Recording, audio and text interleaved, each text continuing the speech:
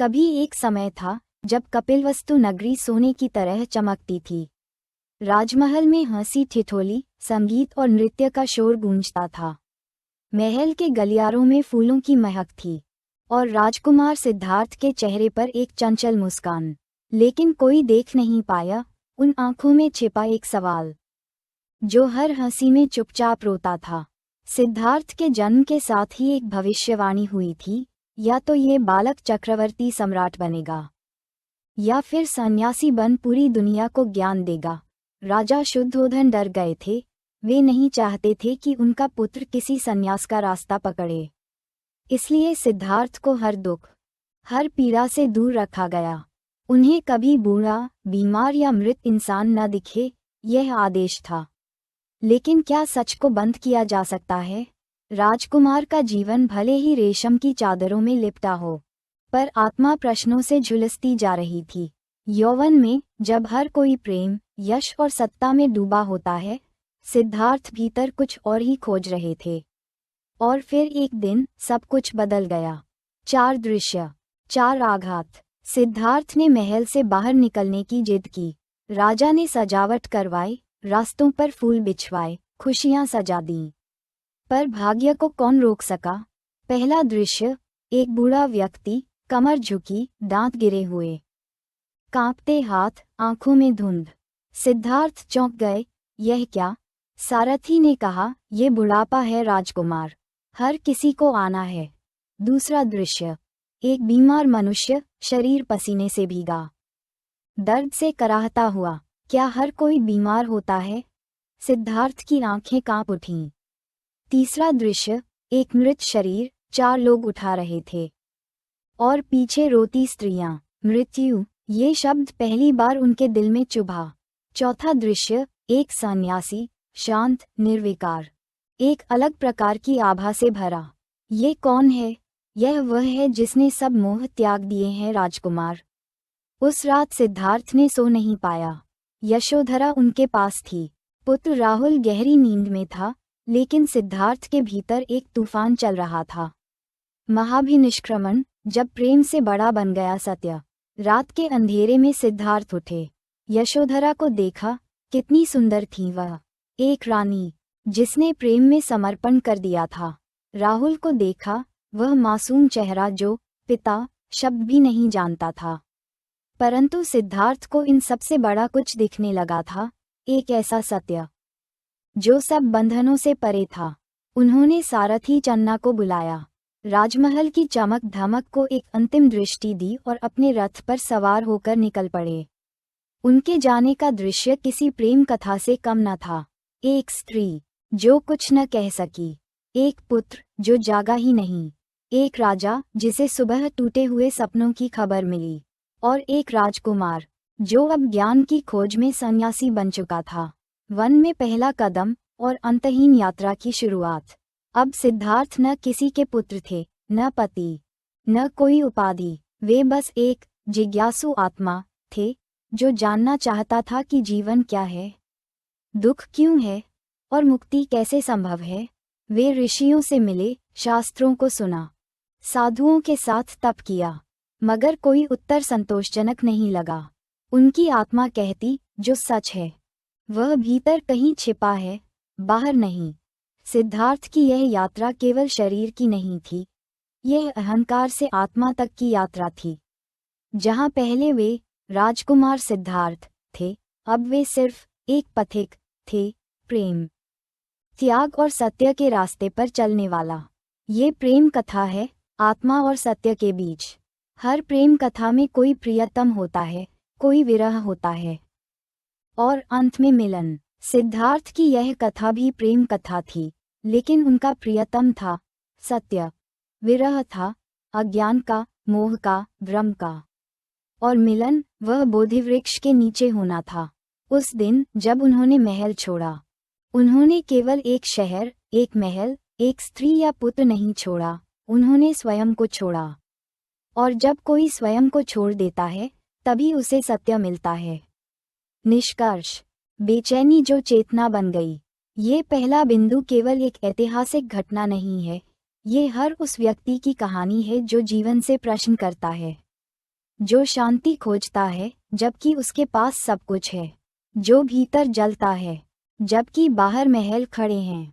सिद्धार्थ से बुद्ध बनने की यह यात्रा उस क्षण से शुरू होती है जब हृदय भीतर से चुपचाप पूछता है, मैं कौन हूँ? और जब ये प्रश्न उठता है तो जान लीजिए, बुद्ध आपके भीतर जन्म ले चुका है। आगे बढ़ने से पहले कृपया चैनल को लाइक और सब्सक्राइब करें ताकि आपका साथ हमेशा बना रहे और हमारी हर नई बात आप तक पहुंचती रहे। सिद्धार्थ अब महल के राजकुमार नहीं थे। उनके वस्त्र साधु जैसे हो चुके थे, बाल कटवा दिए थे और पैरों में अब राजमहल की मखमली जमीन की जगह तपते पत्थर और कांटे थे। मगर चेहरा अब भी एक दिव्य जिज्ञासा से चमकता था। उनकी आंखों में कोई संकल्प था जो न प्रेम के बंधन से रुका, न भूख की पीड़ा से।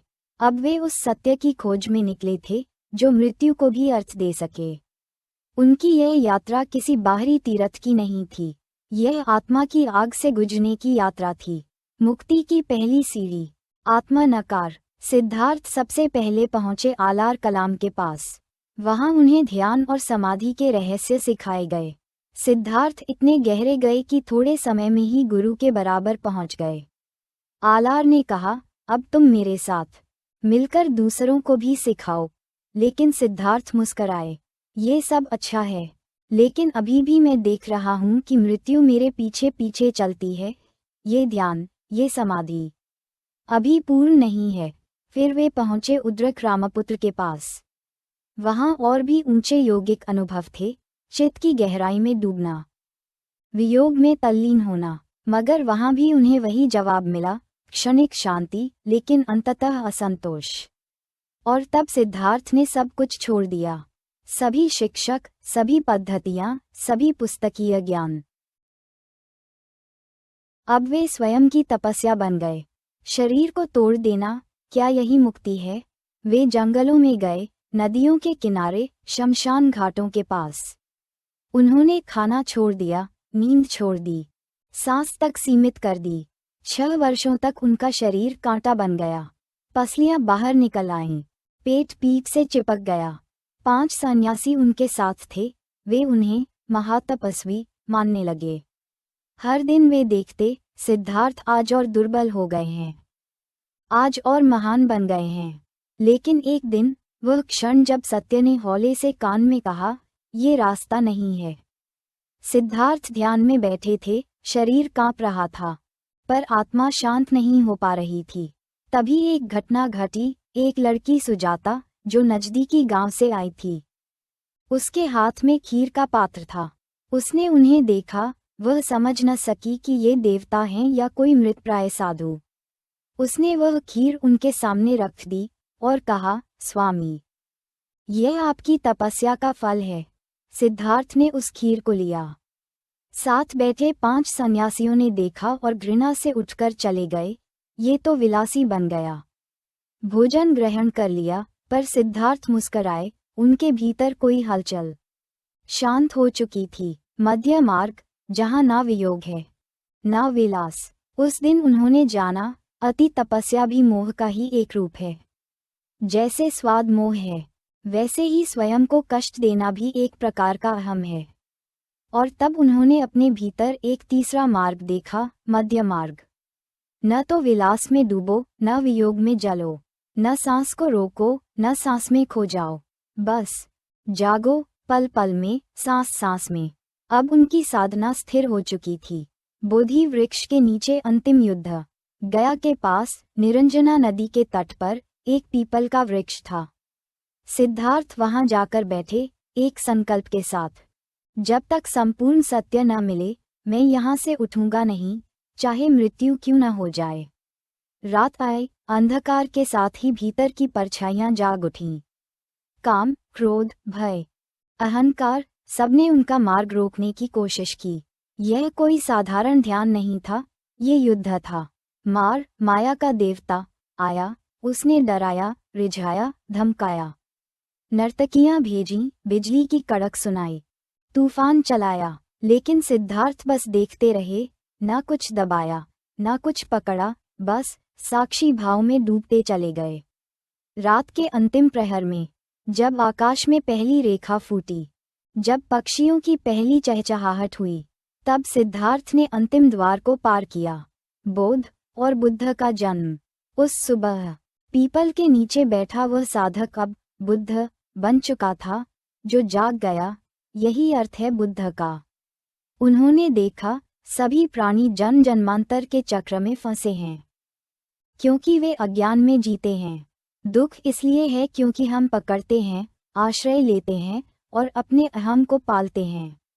अब उन्हें मार्ग मिला, 4 आर्य सत्य, अष्टांगिक मार्ग और करुणा की आंधी। प्रेम कथा का वह क्षण जब प्रियतम ने सत्य को चूम लिया।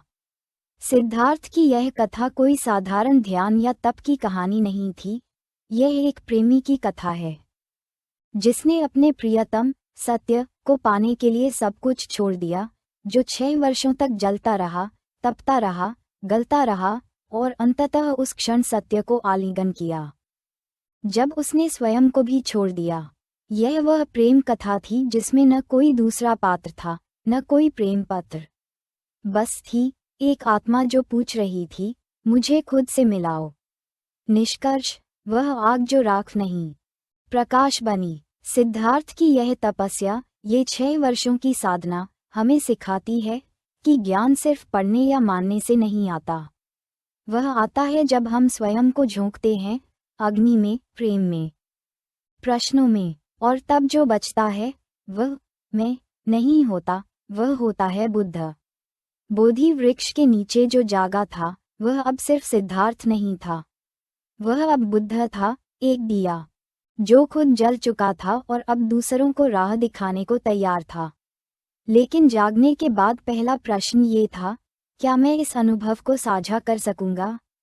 यह अनुभव शब्दों में नहीं था, यह कोई सिद्धांत नहीं था, यह कोई शास्त्र नहीं था, ये तो आग थी जो अंदर जलती है और बाहर से बस शांति दिखती है। बुद्ध का मौन और ब्रह्मा की पुकार। कई दिनों तक बुद्ध मौन रहे, वो पेड़ के नीचे बैठे रहे, बस देख रहे थे, जीवन को, मृत्यु को, अपने भीतर की लहरों को। तभी एक ब्रह्मा सहम्पति प्रकट हुए। उन्होंने हाथ जोड़कर कहा, भगवन, कुछ लोग ऐसे हैं जिनकी आंखों में धूल कम है, अगर आप न बताएंगे तो वे भी भटक जाएंगे, कृपया इस अमृत को बांटिए। बुद्ध ने आंखें खोलीं। अब उन्होंने तय कर लिया, वे बोलेंगे, सत्य को शब्द देंगे, करुणा को दिशा देंगे। पहला उपदेश, सारनाथ की यात्रा।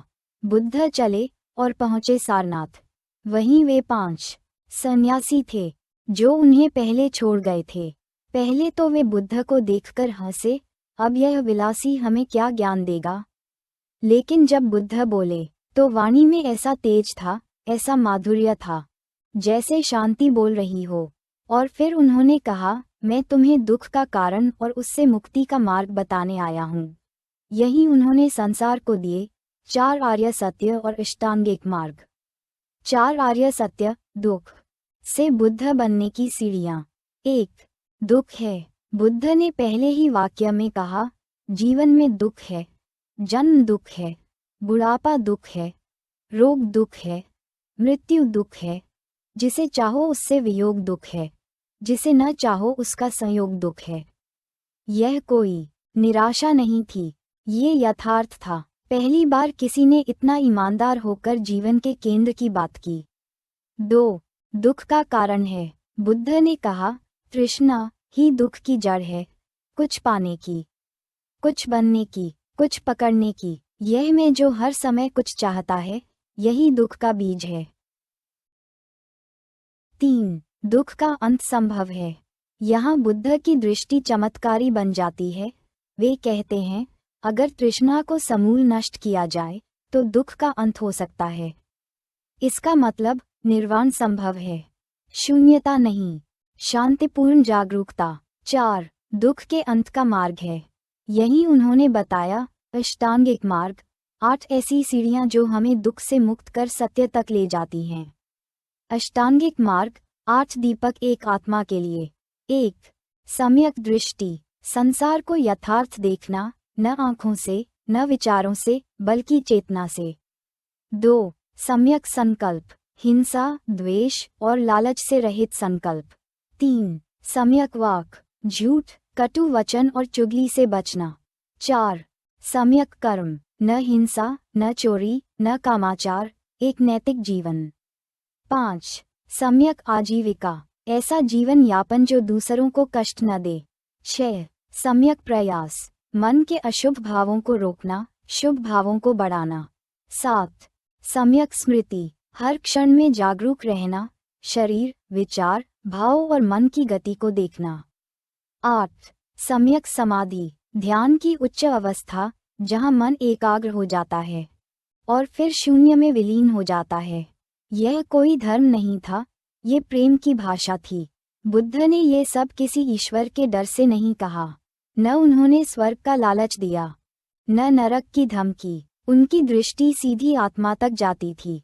यह कोई पूजा पद्धति नहीं थी, ये था, जियो इस तरह कि किसी को भी दुख न हो और तुम भी हर क्षण साक्षी बनो। बुद्ध का धर्म करुणा की आंच में पका हुआ सत्य। बुद्ध का धर्म किसी जाति, भाषा या संप्रदाय का नहीं था।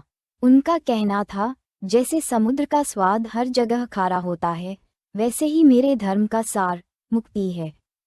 ये करुणा का धर्म था, जहाँ हर व्यक्ति मूल्यवान था। कोई ऊंच नीच नहीं, कोई छोटा बड़ा नहीं, सिर्फ जागरूकता, करुणा और समत्व। प्रेम कथा की तीसरी पराकाष्ठा, अब मैं नहीं, केवल सब कुछ। बुद्ध की कथा यहाँ से एक प्रेम कहानी बन जाती है, जिसमें प्रेमी अब खुद को भूल चुका है। वह सिर्फ बांटना चाहता है, ज्ञान, शांति, करुणा। जिस सत्य को उसने प्राप्त किया, अब वह सबको देना चाहता है, बिना किसी मूल्य के, बिना किसी भेदभाव के। निष्कर्ष, जहाँ धर्म हो जाए दर्पण। बुद्ध का ये दर्शन केवल सिद्धांत नहीं है, यह एक दर्पण है जिसमें हर व्यक्ति स्वयं को देख सकता है। हर कोई अपनी तृष्णा को, अपने दुख को और फिर अपनी मुक्ति को पहचान सकता है। बुद्ध का धर्म किसी मंदिर में बंद नहीं है, वह तो हर श्वास में, हर कदम में, हर करुणा में बसा हुआ है। बिना तलवार के क्रांति, समाज, जाति और स्त्री के लिए बुद्ध का योगदान। उस समय भारत में धर्म का मतलब था यज्ञ, बलि, जाति, कर्मकांड और ब्राह्मणों का वर्चस्व। और स्त्रियों की जगह या तो वे पत्नियां थीं, या सेविकाएं, या कोई मायावी प्रलोभन। लेकिन उसी अंधकार में बुद्ध ने एक दिया जलाया, जिसने समाज की सबसे गहरी दीवारों को चुपचाप गिरा दिया। कोई तलवार नहीं, कोई युद्ध नहीं, कोई नारा नहीं, बस करुणा और सत्य की निःशब्द क्रांति। जाति के विरुद्ध एक मौन विद्रोह। बुद्ध ने कहा, मनुष्य जाति से नहीं, कर्म और ज्ञान से श्रेष्ठ होता है। इस वाक्य ने उस समय की ब्राह्मणवादी व्यवस्था की जड़ें हिला दीं। उदाहरण, सूपिया और सूपियक की कथा। एक बार एक महिला भिक्षुणी, सूपिया, और उसका सेवक, सूपियक, एक गांव में भिक्षा मांगने गए। वहां कुछ लोगों ने उन्हें जाति के कारण अपमानित किया। जब बुद्ध को ये ज्ञात हुआ, उन्होंने अपने उपदेश में कहा, जो करुणा में श्रेष्ठ है, वही सच्चा आर्य है। जाति से नहीं, चित्त की निर्मलता से श्रेष्ठता तय होती है। ये क्रांति थी। उत्कृष्ट उदाहरण, उपासक और उपासिका की परंपरा। बुद्ध ने स्त्री और पुरुष दोनों को समान रूप से, उपासक, श्रद्धालु पुरुष, और उपासिका, श्रद्धालु स्त्री, माना। वे मंदिर नहीं, चेतना के केंद्र बन गए। जाति क्या है? बुद्ध ने इसे एक भ्रम कहा। जो उच्च है वह हृदय से होता है, जो निम्न है वह तृष्णा से होता है। स्वीकार्यता का अद्भुत उदाहरण, अंगुलिमाल, एक हत्यारा जो 999 लोगों की उंगलियां काट चुका था। बुद्ध ने उसे न केवल स्वीकार किया, बल्कि उसे भिक्षु बना दिया। उन्होंने कहा, तुम्हारा अतीत तुम्हारा भाग्य नहीं, तुम्हारी चेतना ही तुम्हारी पहचान है। कौन सा धर्म था जो हत्यारे को संत बना सके? स्त्री के लिए द्वार खोलना, मानवता की दूसरी आज़ादी। बुद्ध से पहले स्त्रियों को आध्यात्मिक मुक्ति की पात्र नहीं माना जाता था। उन्हें मोह का प्रतीक या काम का अवतार समझा जाता था। पर बुद्ध ने पहली बार कहा, स्त्रियां भी उतनी ही बुद्धत्व की अधिकारी हैं जितना पुरुष। महाप्रजापति गौतमी, प्रथम भिक्षुणी। यह वह स्त्री थीं जिन्होंने बुद्ध का लालन पालन किया। वे वृद्ध थीं, फिर भी उन्होंने भिक्षुणी बनने की इच्छा प्रकट की। शुरू में बुद्ध मौन रहे, शायद समाज के भय से, परंतु जब आनंद, बुद्ध के प्रिय शिष्य, ने उनसे कहा, क्या जो स्त्रियां ज्ञान की पिपासु हैं, वे अवसर की पात्र नहीं, तब बुद्ध ने सिर झुकाया और सांघिक भिक्षुणी परंपरा की स्थापना की। यह कोई मामूली बात नहीं थी, यह वह क्षण था जब आधुनिक स्त्री स्वतंत्रता का पहला बीज बोया गया। बुद्ध की क्रांति, स्त्रियों के लिए साधना, समाज के लिए समता। बुद्ध ने कभी स्त्री को कमतर नहीं समझा, बल्कि वे ये समझते थे कि ममता, संवेदना और करुणा स्त्रियों के भीतर प्राकृतिक रूप से अधिक होती है। प्रेरणादायक उदाहरण, विश्वाखा और अम्बपली। विश्वाखा, एक उपासिका, बुद्ध की अनन्य श्रद्धालु रहीं। अम्बपली, एक नगरवधू, जिसे बुद्ध ने न केवल स्वीकार किया, बल्कि उसे भिक्षुणी बनाकर समाज को ये सिखाया कि पवित्रता शरीर से नहीं, मन से आती है। जिस समाज ने उसे वेश्या कहा, उसी समाज ने बुद्ध के माध्यम से उसे आर्य की उपाधि दी। बुद्ध और दास प्रथा का खंडन। जब किसी दास ने बुद्ध से पूछा, क्या मुझे धर्म का पालन करने का अधिकार है? बुद्ध ने मुस्कुराते हुए कहा, धम्म किसी के लिए नहीं, सभी के लिए है। बुद्ध ने कहा, जो सत्य की खोज में है, वही मेरा बंधु है। राजा या रंक, दास या ब्राह्मण, सब समान। ये समता उस समय विस्फोट की तरह थी, किंतु यह अहिंसा का विस्फोट था। श्रमण परंपरा और श्रम का सम्मान। बुद्ध ने कहा, जो अपने जीवन को ध्यान, करुणा और सेवा में लगाता है, वही श्रेष्ठ है। उन्होंने मेहनत का श्लोगों को सम्मान दिया। श्रमिक, किसान, साधारण गृहस्थ, सबको एक नया आत्मबल दिया। आज जिसे इंक्लूसिविटी कहा जाता है, बुद्ध ने वह हजारों साल पहले जिया था। बुद्ध का प्रभाव, बिना क्रोध, बिना नारे, बिना शास्त्र, समाज में क्रांति। बुद्ध ने कोई अभियान नहीं चलाया, न कोई युद्ध लड़ा, न कोई झंडा उठाया, लेकिन फिर भी ब्राह्मण का मन बदला, क्षत्रिय की दृष्टि बदली, वेश्याओं को सम्मान मिला, दासों को आत्मबल मिला, स्त्रियों को आध्यात्मिक अधिकार मिला। ये किसी देवता का चमत्कार नहीं था, यह एक जागे हुए मानव की मौन क्रांति थी। निष्कर्ष, समाज को भीतर से बदलने वाला एक प्रेमी। बुद्ध केवल ध्यान में नहीं बैठे रहे, उन्होंने समाज की गहराइयों में उतरकर मानवता को उसके भीतर के देवत्व से मिलाया। जाति का भेद, स्त्री का उपेक्षा, दास का अपमान, सब कुछ को उन्होंने करुणा से ढांप दिया। और यह सब उन्होंने बिना एक बूंद खून बहाए, बिना एक तलवार चलाए किया। उनकी यह क्रांति आज भी हर अन्याय से लड़ने वाले दिल की प्रेरणा है। बुद्ध की मृत्यु और अमरता, महापरिनिर्वाण की कथा और आधुनिक रेलेवेंस, शांति। एक ऐसी शांति जो बोलती नहीं, पर आत्मा को सुनाई देती है। जिस क्षण एक महापुरुष संसार छोड़ता है, वह क्षण केवल मृत्यु का नहीं, बल्कि एक युग की समाप्ति और नए युग के जन्म का होता है। गौतम बुद्ध का महापरिनिर्वाण, ना कोई विलाप, ना कोई शोक, ना कोई अफसोस, बस एक मौन, इतना गहरा जैसे पूरा ब्रह्मांड थम गया हो। अंतिम यात्रा की शुरुआत, कुशीनगर का रास्ता। वर्षों की यात्रा के बाद जब बुद्ध 80 वर्ष की आयु में कुशीनगर पहुंचे, तो शरीर थका हुआ था, पर चेतना वह वैसी ही जागृत थी जैसे बोधि वृक्ष के नीचे। वहां एक आम्रवन में उन्होंने शिष्य आनंद से कहा, अब समय आ गया है, मेरे पारिनिर्वाण की वेला निकट है। आनंद कांप गया, वह बुद्ध को रोकना चाहता था, पर बुद्ध मुस्कराए और बोले, जो उत्पन्न हुआ है उसका नाश निश्चित है। धर्म को अपना दीपक बनाओ, अपने भीतर प्रकाश ढूंढो। वह अंतिम क्षण जब ब्रह्मांड मौन हो गया, बुद्ध दक्षिण दिशा की ओर सिर करके दाहिनी करवट लेट गए। शरीर शांत, सांसें धीमी, पर चेहरे पर एक गहरी दैवी मुस्कान। शिष्य उनके चारों ओर थे, आनंद, उपाली, राहुल, महाकश्यप। सबकी आंखों में आंसू थे, पर बुद्ध की आंखों में शांति थी। उन्होंने अंतिम शब्द कहे, वेधम्मा संखारा अपमादेन संपादित। सभी संघटित वस्तुएं नश्वर हैं, सजगता से अपने लक्ष्य की सिद्धि करो। और फिर बुद्ध मौन हो गए, पर वह मौन मृत्यु का मौन नहीं था, वह ब्रह्मांड का मौन था, जैसे समस्त जीवन कुछ क्षण के लिए रुक गया हो। महापरिनिर्वाण, मृत्यु या अमरता। बुद्ध की मृत्यु केवल शरीर की मृत्यु थी। जो सच्चा बुद्ध था वह तो हर चेतन मन में बस गया था।